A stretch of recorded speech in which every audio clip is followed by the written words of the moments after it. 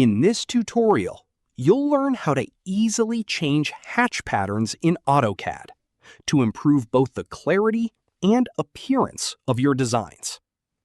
One of the fundamental aspects of working with designs in Autocad is mastering the use of hatch patterns. These patterns play a crucial role in visually differentiating various regions of a drawing, thus enhancing both its functionality and aesthetic value. Knowing how to change hatch patterns effectively can save you time and give your projects a professional look. First, let's start by navigating to the hatch you want to modify. Using your cursor, simply click on the hatch area you're aiming to change. Once you do that, you'll notice a transformation in the interface as the Hatch Editor tab appears on the ribbon.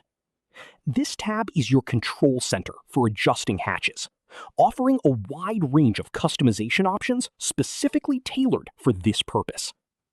In the Hatch Editor tab, direct your focus to the Pattern section. This is where all the magic happens.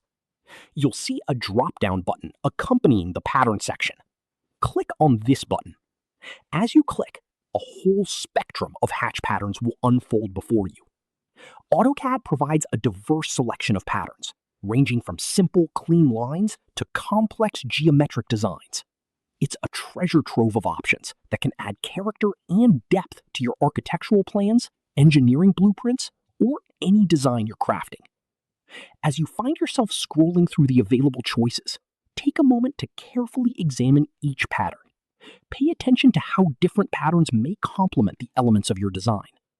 This step is not only about aesthetics, but also about ensuring the functionality of your drawings.